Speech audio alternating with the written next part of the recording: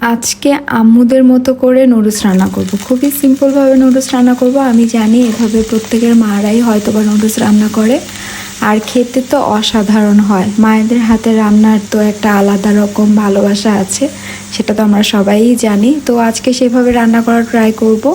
আমার নিজেরও এভাবে সিম্পলি নুডলস রান্না করাটা খেতে খুবই ভালো লাগে।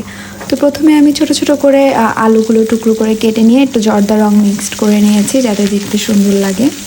তারপর কিভাবে রান্না করছি সেটা তো আপনারা ভিডিওতে দেখতেই পাচ্ছেন। আমার বড় আপু এভাবে এত মজা করে নুডলস রান্না করে, মনে হয় যে আমরা যে সস টস দিয়ে যেভাবে একদম অনেক মজা করে রান্না করতে চাই, বাট ওর হাতের ওই সিম্পলভাবে রান্না করাটাই মনে হয় অনেক বেশি মজা লাগে। যাই হোক, এই তো আমার নুডলস প্রায় রান্না করা হয়ে গিয়েছে। আর নুডলসের সাথে যে মশলাটা ছিল সেটা দিয়ে লাস্টে ভালো মতো একটু নেড়ে চেড়ে নিলাম। তো এই তো আমার আজকের ভিডিওটা এই পর্যন্তই। আমার ভিডিওটা আপনারা কে কোন জায়গা থেকে দেখছেন এবং এভাবে নুডলস রান্না করে কে কে খেতে পছন্দ করেন আমাকে কমেন্টে জানাবেন। ভালো থাকবেন সবাই, আমাদের জন্য দোয়া করবেন। আল্লাহ হাফেজ, আসসালামু আলাইকুম।